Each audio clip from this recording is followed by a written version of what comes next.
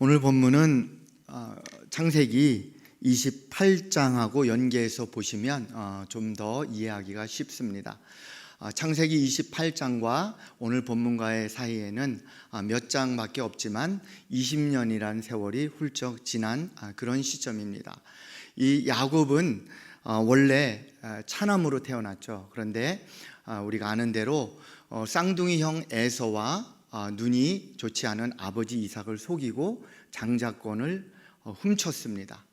사기를 친 거죠. 그리고 나서 형 에서가 죽이려 하니까 외삼촌 집 라반의 집으로 도망을 가게 됩니다. 그 하란 땅은 굉장히 먼 길인데 그 가는 길에 광야에서 창세기 28장에 보면 이제 모든 것을 다 포기하고 그리고 처량하게 자포자기하고 그렇게 광야에서 밤을 지날 때에 그때 꿈을 꾸게 됩니다. 그 꿈 속에서 하나님께서 사닥다리를 보여주시고 그리고 하나님께서 세밀하게 약속을 해 주십니다. 세 가지를 대략 약속을 해 주셨는데요, 네가 반드시 여기로 돌아올 것이다. 내가 그렇게 할 것이다. 즉 야곱의 고향 가나안으로 돌아오게 해 주신다는 것입니다. 그리고 너가 정말 하늘의 별처럼 바다의 모래처럼 많은 자손이 너에게 있을 것이다. 그리고 너와 내 자손을 통해서 온 열방이 축복을 받을 것이다. 이렇게 하나님께서 축복의 약속을 주십니다. 그런 약속을 받은 야곱이 그 자리에서 깜짝 놀라서 깨어서 그리고 하나님께 제단을 쌓습니다. 자기가 베던 돌을 세워서 기름을 붓고 하나님 앞에 예배를 드립니다. 그리고 나서 다시 하나님께 그렇게 소원을 합니다.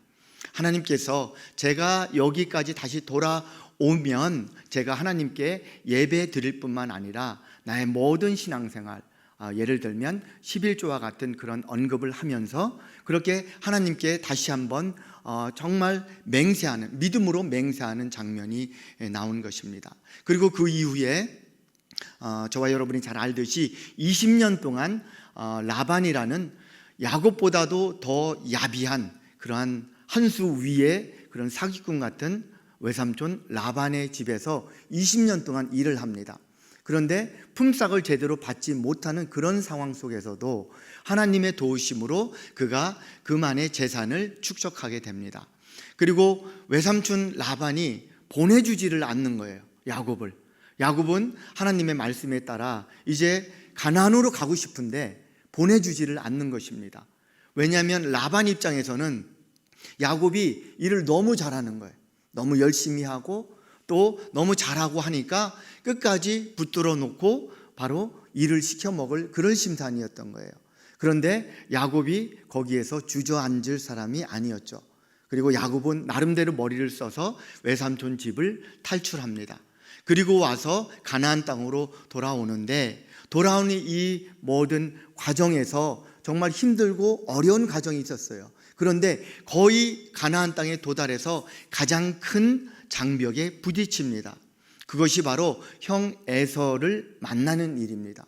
형 에서는 시간이 20년이 지났지만 여전히 그 동생 야곱이 비열하게 자기 장자권, 축복권을 빼앗은 것에 대해서 아주 그 복수의 칼날을 갖고 있었던 것으로 보입니다. 그런데 하나님과의 그 야복강가에서의 그 씨름을 통해서 야곱이 그 문제마저도 해결함 받습니다. 그리고 에서의 누그러진 마음과 더불어 화해를 하고 그리고 에서가 자기 집으로 가자는 것을 이 야곱 입장에서는 불안한 거예요. 또 형 에서가 언제 돌변할지를 모르는 거예요. 그러니까 형님은 그저 세일 땅으로 돌아가십시오. 저는 뒤따라 가겠습니다 하면서 뒤따라 가는 척 하다가 세겜으로 방향을 확 틀었습니다. 그리고 나서 형과 이렇게 헤어지면서 이제 야곱에게는 어느 정착지를 잘 선택해서 그곳에서 정착해서 잘 사는 것입니다. 그러면 이제 더 이상 그에게 큰 문제는 없는 것입니다. 그래서 그가 선택한 곳이 바로 세겜 땅이었어요. 세겜에는 그 세겜 족속 그리고 그 세겜이라는 이름을 가진 추장이 그 지역을 통치하고 있었는데, 그곳에서 그들에게 땅을 사고 그리고 양과 소를 칠 그런 땅을 사고 장막을 치고 그곳에서 거주를 하게 됩니다. 그런데 거기까지는 좋았어요. 그렇게 살다 보니까 이제 더 이상 야곱에게 절실한 게 없는 거예요. 절실하게 없다 보니까 어떻습니까? 우리도 그렇잖아요. 갈급하고 절실한 게 없으면 마음이 해이해져요. 그 해이해진 마음은 어떻게 나타나죠? 바로 하나님으로부터 멀어지기 시작하는 거예요. 그러니까 하나님 앞에 제사 지내지도 않고 하나님을 찾지도 않고 또 하나님과 관계없이 그냥 평안하게 살아가는 것입니다. 그런데 그 모습을 보고 있던 주시하고 있던 한 분이 있었습니다. 바로 하나님이셨어요. 바로 그렇게 세상에서 평안하게 살고 있는, 세상에 묻혀서 세상에 혼합돼서 편안하게 하나님을 더 이상 찾지도 않는 그 야곱을 주시해서 보고 계셨던 분이 있었다는 거죠. 바로 하나님이셨죠. 그러면서 하나님께서 이제 야곱이 떠날 그러한 방법을 강구하십니다. 이미 세상의 편안함에 젖어 있는 이 야곱에게 달리 웬만한 방법으로는 떠날 방법이 없었던 것으로 하나님 생각을 하신 것 같아요. 그래서 야곱이 떠날 수밖에 없는 가장 강력한 방법을 사용하신 것 같아요. 그의 막내딸 디나가 이 세겜의 추장으로부터 몹쓸 짓을 당하게 합니다. 그리고 그의 아들들 시몬과 레위를 비롯해서 다른 형제들도 아마 가담을 했겠죠. 속임수를 씁니다. 그래서 세겜의 그 추장에게 너희들이 우리 히브리 사람하고 같이 살기를 원한다면 너희도 하나님의 백성이 되라. 하나님의 백성이 되는 방법은 할례를 하는 것이다. 그러니까 다 너희들 남자들이 할례를 하면 우리 동생도 너희에게 주고 그리고 우리가 같이 너희와 함께 살겠다. 이렇게 이야기를 합니다. 그러니까 세겜 왕과 그리고 세겜의 그 장정들은 모두 다 할례를 합니다. 할례를 하고 나서 그 불편한 몸이 며칠 지속됩니다. 바로 그 틈을 타서 이 야곱의 아들들이 잔인하게 그 남자들을 다 죽여버립니다. 엄청난 일이, 무자비한 일이 생긴 것입니다. 이 일을 야곱이 원했을까요? 전혀 그렇지 않습니다. 야곱은 그냥 비록 그 딸이 악한 일을 당했지만 그래도 그곳에서 그냥 살기를 원했던 거예요. 왜냐하면 거기에 이미 정착이 돼 있고 뭐 다른 큰 문제가 없었기 때문에. 그런데 이 아들들이 사고를 쳐버린 거예요. 그 세겜 그 남자들을 다 죽이니까 세겜과 친밀하게 지냈던 그 이웃의 이방인들이 가만히 두지 않는 거예요. 위협을 해오는 겁니다. 바로 그러한 상황 속에서 야곱이 두려움을 느낍니다. 바로 그때 하나님께서 나타나셔서 오늘 말씀을 주신 거예요. 베델로 올라가라. 20년 전에 내가 너에게 약속했고 네가 나에게 서원했던 그 땅, 네가 처량하게 도망가던 그 땅에서 나에게 맹세했지 않냐. 이곳으로 돌아와서 하나님을 예배하고 경배하고 그리고 하나님 앞에 예물을 드리고 이 모든 과정 너는 지금까지 잊고 있었는데 내가 기다렸는데 너는 가지 않고 있다. 지금 올라가라. 그 이야기를 들은 야곱이 정신이 번쩍 난 것입니다. 그러면서 베델로 올라가자라고 이 가족들에게 이야기를 한 것입니다. 제가 오늘 제목을 베델로 올라가자 이렇게 말씀을 정했고 이렇게 말씀을 나누는데요. 바로 저와 여러분에게도 이 베델의 의미는 굉장히 큰 의미입니다. 누구나 우리가 신앙생활 하면서 세겜에서의 그 편안함을 누릴 때가 많이 있습니다. 세겜에서의 이 야곱의 생활은 어땠습니까? 경제적으로 안정이 돼 있어요. 모든 게 편안합니다. 어떤 외적의 침입, 다른 사람에게 해를 입을 그런 일도 없어요. 바로 그런 상황에서 바로 그는 영적으로 나태해지기 시작합니다. 하나님을 멀리하기 시작합니다. 바로 그런 상황, 저와 여러분 없을까요? 저와 여러분에게도 만약에 나에게 끊임없이 문제가 왔을 때, 물론 모든 분에게 끊임없이 문제가 옵니다. 그러나 내가 견딜 만한 문제들이 왔을 때 그냥 점점 더 내가 하나님 앞에 가까이 가는 것이 소원해지는 경우가 있습니다. 그때가 바로 우리가 세겜에 머무는 순간이에요. 그런데 우리가 세겜에 너무 오래 머물면 어떻습니까? 하나님 강제로라도 저와 여러분을 야곱처럼 옮기실 수 있습니다. 우리가 그래서 영적인 베델에 올라가야 하는 것입니다. 야곱은 정말 편하게 살려고 했어요. 그냥 거기서 이제 안주하며 살려고 했어요. 그런데 하나님은 그 모습을 도저히 볼 수가 없습니다. 저는 그런 생각을 합니다. 저와 여러분에게도 마찬가지일 것입니다. 하나님 여러분을 정말 귀한 그 십자가의 그 보혈로, 외아들의 그 보혈로 귀한 피값으로 구원해 주셨어요. 그런데 그렇게 소중하게 구원받은 저와 여러분이 만약에 하나님을 잊고 예배도 드리지 않고 성의 없이 예배 드리고 하나님을 찾지도 않고 때로는 하나님이 어디 있어라고 의심하며 오히려 그렇게까지 말하며 사는 그런 경우 없을까요? 얼마든지 있는 것입니다. 우리 안의 죄성이 얼마든지 하나님을 떠나게 할 수 있는 것입니다. 그런데 바로 그때 하나님은 우리에게 원하시는 거예요. 베델로 올라가라. 베델로 올라가라. 베델로 올라갈 때 바로 하나님을 다시 만날 수 있고 다시 하나님과 친밀한 교제가 일어나는 것입니다. 아브라함과 롯이 서로 재산이 많아서 헤어질 때 어땠습니까? 아브라함이 롯에게 먼저 선택권을 줬습니다. 그랬더니 롯이 눈에 좋아 보이는, 화려하고 풍요로워 보이는 요단강가 근처 소돔 땅을 선택을 합니다. 왜냐하면 거기는 정말 먹고 사는 그런 문제가 전혀 걱정이 없는 곳이기 때문에 그래요. 눈으로 보기에. 그리고 롯은 그쪽으로 갔고 아브라함은 그 반대쪽으로 갔는데 그 반대쪽에는 산악지역, 바로 헤브론 산악지역입니다. 거기에 뭐 곡식이, 땅이 기름지지도 않습니다. 곡식이 뭐 풍성하게 나지도 않습니다. 그런데 아브라함은 하나님의 말씀에 따라 그곳으로 갑니다. 겉으로는 척박하고 황폐해 보이는 그곳으로 갑니다. 그런데 어떤 일이 일어났습니까? 그렇게 기름져 보이는 화려한 소돔 땅은 하나님에 의해서 심판을 받습니다. 그리고 그렇게 척박해 보이는 그 헤브론 땅은 바로 하나님의 축복받는 그런 사람들이 사는 땅이 됩니다. 즉 영적인 베델 땅이 된 것입니다.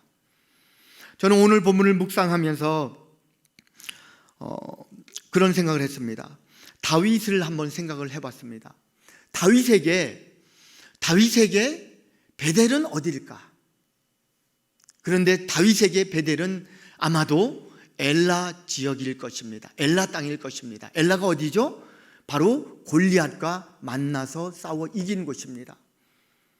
다윗이 아버지의 심부름으로 그렇게 블레셋과의 그 전쟁을 하고 있는 형들에게 찾아갑니다. 그런데 그곳에 아주 말이 안 되는 장면이 나옵니다. 적장이 나와서 그 사울 왕을 욕하는 게 아니에요. 이스라엘 전체의 하나님을 욕하고 있는데 이 이스라엘 쪽에서 아무도 대꾸를 못하는 거예요. 그것을 보고 다윗이 심히 분노합니다. 그러면서 다윗 그 꼬마가 그 분노한 상황에서 달려나갑니다. 다윗이라고 겁이 없었을까요? 두려움이 없었을까요? 그렇지 않아요. 정말 베델로 가는 길은 두렵습니다. 그곳에 가면 굶어 죽을 것 같아요. 그곳에 가면 내가 정말 지금의 이 터전을 다 잃어버릴 것 같아요. 그런데 그곳에 하나님이 계신 거예요. 다윗에게 있어서 내가 저 골리앗에게 달려나가면 나는 죽을 수 있어요. 그 큰 두려움이 있어요. 그런데 그 마음속에 하나님을 사모하는 마음, 그 하나님을 존경하는 마음으로 그냥 다른 것 다 생각하지 않고 그냥 뛰어나갑니다. 너는 칼과 창과 단창으로 내게 나오거니와 나는 만군의 여호와의 이름, 곧 네가 모욕하는 이스라엘 군대의 하나님의 이름으로 내게 나아가노라. 여호와의 구원하심이 칼과 창에 있지 아니함을 이 무리에게 알게 하리라. 전쟁은 여호와께 속한 것인즉 그가 너희를 우리 손에 넘기시리라. 여러분 한번 생각을 해보세요. 이게 가능합니까? 싸움도 한번 안 해본 사람이에요. 꼬마예요. 청소년이에요. 자기보다 훨씬 더 큰 어마어마한 위압감을 주는 그런 군대 앞에 나아갈 수 있느냐는 거예요. 마치 저는 그런 생각을 해봤습니다. 아마 야곱도 이 디나 사건이 없었다면, 이 세겜에서의 이런 끔찍한 사건이 없었다면 이 핑계에 저 핑계 대고 그냥 세겜 땅에 머물러 있었을 것입니다. 다윗도 그냥 아버지 신부로 왔다가 형들 잘 있는 거 보고 그냥 쫄래쫄래 집으로 돌아갈 수 있었을 거예요. 그런데 그 위험을 굳이 감당할 필요가 없었던 거예요. 그런데 베델 땅으로 가기 위해서는 그러한 정말 나의 이 엄두가 나지 않는 그런 두려움, 그러한 염려, 걱정, 불안, 이런 것을 극복해야 하는 거예요. 그런데 가기만 하면 그곳에 하나님을 만날 수 있는 장소인 것입니다. 만약에 저와 여러분이 지금 혹여 세겜 땅에 있는 것처럼 그렇게 미지근한 그런 신앙 속에 있는 분 계십니까? 베델 땅은 어떤 물리적인 장소만을 의미하는 것이 아닙니다. 여러분의 심령이, 만약에 여러분의 심령이 세상의 가치관을 쫓아다니고 내가 정말 세상에 편한 것, 내 마음에 이 땅에서 그냥 먹고 자는데 편한 것만 찾고 있다면 그 심령은 지금 세겜 땅에 살고 있는 것입니다. 그런데 만약 저와 여러분이 하나님의 그 갈급함 속에서, 나의 그 삶의 우선순위 속에서 내가 비록 물질적으로, 세상적으로, 그리고 사람들과의 관계에서 손해가 보더라도 나는 하나님을 먼저 붙잡겠다라고 생각을 한다면 여러분은 지금 영적인 베델로 가고 있는 것입니다. 그런 베델로 가시기를 주님의 이름으로 축원합니다. 베델 땅은 멀리 있지 않습니다. 바로 우리 심령 속에 있습니다. 그리고 바로 여러분이 예배 후에 돌아갈 그 가정에 있습니다. 때론 가정이 볼품없을 수 있어요. 때론 가정이 가족 때문에 힘들 수 있어요. 욕이 난무하고 정말 심한 말이, 비판이 난무하고 심지어 폭력이 있는 그런 가정도 있을 수 있다는 거예요. 그러나 그러한 척박한 광야 같은 가정일지라도 내가 하나님 앞에 정말 전심으로 예배드리고 하나님을 사모하고 정말 하나님께 간절히 기도하면 그 척박하고 내가 들어가기 싫은 그 가정도 바로 베델 땅의 축복이 있는 줄 믿으시기 바랍니다. 저와 여러분의 삶 속에 삶이 힘들잖아요. 무슨 일을 하든 다 힘듭니다. 저는 목회는 안 힘든 것 같아요. 목회가 제일 좋은 것 같아요. 많이 힘듭니다. 그러나 그러한 과정 속에서 하나님이 우리에게 주시는 그러한 위안과 위로가 있습니다. 뭐죠? 바로 십자가입니다. 여러분, 예수님은 어떻게 이 땅에 오셨어요? 근본 본체 하나님과 동등하신 분이에요. 즉 하나님께서 이 땅에 내려오셔야 되는데 우리 사람이 볼 수 없어요. 하나님을 안 보여요. 그래서 하나님께서 이 땅에 내려오시는데 우리 눈에 보이게 내려오신 거예요. 그분이 예수님이에요. 인간의 모습으로 내려오셨어요. 내려오셔서 와서 왕노릇 하셨어요? 그렇지 않아요. 세겜 땅에서 야곱의 모습처럼 잘 먹고 잘 사셨나요? 전혀 그렇지 않아요. 가장 비천한 말 구유에서 태어나셔서 정말 고생 하시면서 그렇게 성장하시고 그렇게 공생활을 시작하셨어요. 공생애 하시면서도 바리새인 서기관들과 어울렸다면 잘 먹고 잘 대접 받으셨을 거예요. 맨 지질이 못 사는 사람들과 그렇게 어울려 다녔어요. 바로 예수님이 보여준 삶은 세겜의 풍부함이 아니라는 거예요. 바로 베델 땅의 그 부족함, 정말 초라한 모습, 그런 모습이었다는 거예요. 그런데 그곳에 축복이 있다는 것을 보여주신 거예요. 오늘 본문을 묵상하면서 저는 그렇게 생각했습니다. 예수님에게 있어서 골고다는 바로 영적인 베델 땅이다. 바로 골고다에서 왜 그렇습니까? 골고다에서 바로 십자가에 달려 죽으심으로 말미암아 저와 여러분 많은 영혼들이 구원을 받은 거예요. 바로 여기가 영적인 베델 땅이에요. 바로 여기가. 아무리 화려한 집, 크고 대궐 같은 집에 살아도 예수 그리스도가 그 집에 없다면, 찬양 소리가 들리지 않고, 기도 소리가 들리지 않고, 말씀 묵상 소리가 들리지 않는다면 그 집은 절대로 베델 땅이 아닙니다. 세겜입니다. 언제 망할지 모르는 세겜 땅이에요. 소돔 땅입니다. 최근에 교역자 중에 어느 한 분이 이사를 했어요. 근데 제가 물어봤어요. 평수가 얼마나 됩니까? 그랬더니 한 자릿수 평수예요. 저는 깜짝 놀랐어요. 한 자릿수 평수도 있나, 그런 집이. 9평이래요. 9평. 그런데 이분이 딱 들어가면서 자기 집에 닉네임을 줬대요. 그래서 뭐라고 줬냐니까 베델이라고 줬대요. 베델.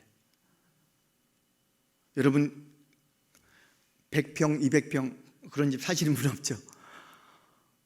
그런 큰 집에 살면서 그곳이 세겜 땅이면 무슨 의미가 있겠습니까? 모래 위에 지은 집이에요. 그런데 아무리 한 자릿수 집, 좁은 집에 살더라도 이곳이 나는 베델 땅이다라고 생각하며 하나님을 찬양하고 말씀으로 묵상하고 그렇게 무장한다면 그것이 바로 하나님의 축복이 있는 베델 땅인 줄 믿습니다. 야곱이 한 가지 더 추가한 얘기가 있습니다. 그 말씀하고 맞추기를 원합니다. 3절에 보니까 우리 2절 같이 한번 읽어볼까요? 2절 야곱이 시작. 야곱이 이에 자기 집안 사람과 자기와 함께한 모든 자에게 이르되 너희 중에 있는 이방 신상들을 버리고 자신을 정결하게 하고 너희들의 의복을 바꾸어 입으라. 자신을 정결하게 하고 의복을 바꾸고 이방 신상을 버리고 뭡니까? 영적인 정결함입니다. 여러분 제가 아까 말씀드린 만약에 그런 가정이 있다면 정말 최악의 가정일 것입니다. 비난과 정죄만 가득하고 폭력이 난무하는 그런 가정이 있다면 정말 들어가고 싶지 않을 거예요. 그런데 그곳에서 내 배우자가 아니라 내 자녀가 아니라 내가 먼저 이방 신상을 버리고 세상의 가치관을 버리고 오직 하나님 앞에 정결함으로 무릎 꿇는다면 그 집도 베델 땅으로 바뀔 줄 믿습니다. 바로 그러한 모습이 우리에게, 그러한 신앙이 우리에게 필요한 것입니다. 지금 야곱은 지금 깨달은 거예요. 이제까지 세겜 땅에서 잘 먹고 편하게 살다 보니까 하나님 말고 이방신을 가정에 모시는 거예요. 화려한 의복, 그리고 많은 세상적인 걸로 자기 집을 꾸미고 있었던 거예요. 자기 자녀들이 그렇게 살고 있었던 거예요. 하나님께서 베델로 올라가라 그 말씀을 하시니까 그때서야 정신이 번쩍 든 거예요. 아, 내가 하나님을 떠나 살고 있었구나. 하나님의 징계가 임하면 얼마나 무서운지 야곱은 알았을 것입니다. 즉시 그는 순종합니다. 모든 가족들에게 이방 신상을 다 버리고 금은보화 다 버리고 의복도 다 버리고 세상에 때 묻은 것 다 버리고 오직 정결한 마음 그 하나만 가지고 베델로 올라가자. 다시 한번 하나님을 만나자. 다시 한번 하나님과 교제하자. 다시 한번 하나님께 예배 드리자. 바로 그렇게 고백하고 영적인 회복을 하게 된 것입니다. 코로나 때문에 많은 분들이 교회에 나오지 못했습니다. 저는 오늘 본문을 묵상하면서 오해가 없으시기 바랍니다. 묵상하면서 코로나 때문에 우리가 비대면을 거의 2년 가까이 하다 보니까 가정에서 온라인으로 예배 드리시는 분들 많이 계시고 또 지금 조금씩 풀려서 많이 나오셨고 지난 주일에 또 우리 성도님들 현장 예배에 가장 많이 나오셨습니다. 그런데 저는 그런 생각을 합니다. 우리가 어떠한 정책 속에서 나올 수 없는 상황에서는 어쩔 수 없지만 만약에 나올 수 있는 환경이 되면 다 나오셨으면 좋겠어요. 현장에서 함께 하나님의 그 베델 땅인 이 예배당 안에서 하나님께 함께 예배드리고 함께 찬양하고 그렇게 또 주님 주시는 그 은혜 받고 얼마나 좋은지 모릅니다. 이제 우리 다음 주일부터 목사님께서 말씀을 이제 전하실 건데 다니엘 특세를 시작을 합니다.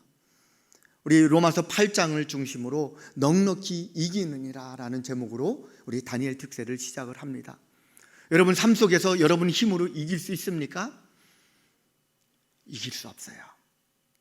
주님도 말씀하셨죠. 세상에서는 너희가 환난을 당하나 담대하라. 내가 세상을 이겼노라.